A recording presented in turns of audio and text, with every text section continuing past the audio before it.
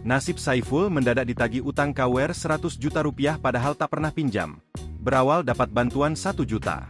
Saiful Arifin, mendadak punya utang KWR 100 juta rupiah padahal tidak pernah meminjam. Saiful merasa ketakutan ketika pihak bank menagih 100 juta rupiah ke rumahnya. Orang tua dan istrinya nyaris pingsan mendengar bahwa ada utang yang tertunggak 100 juta rupiah. Saiful Arifin warga desa Sumbergading, Kecamatan Sumberwuringin, Kabupaten Bondowoso ini mengungkapkan kronologi kejadian. Semua berawal pada Februari 2024. Saiful mendapat 1 juta rupiah yang disebut seseorang bantuan dari pemerintah. Itulah awal ia bisa menjadi punya utang di salah satu bank plat merah. Uang 1 juta rupiah yang ia dapatkan kala itu digunakan untuk membayar ngontrak rumah berukuran 3x5 meter dengan biaya Rp450.000 per tahun. Rumahnya ditinggali 6 anggota keluarga, ibu, nenek, ponakan, dan istri yang baru dinikahinya.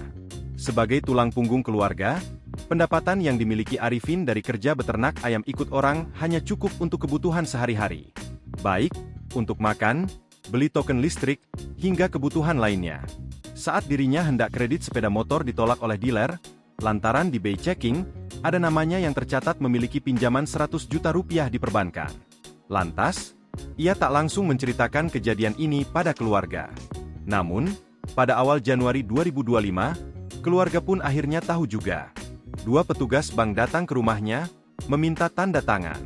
Di dalam dokumen tertulis, terkait pinjaman 100 juta rupiah. Ibunya nyaris pingsan.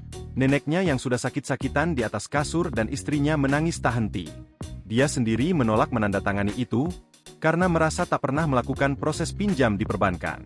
Namun, tetap saja dia ketakutan dan berusaha mencari jalan keluar bersama pemuda lainnya yang bernasib sama. Download Tribun X sekarang, menghadirkan lokal menjadi Indonesia.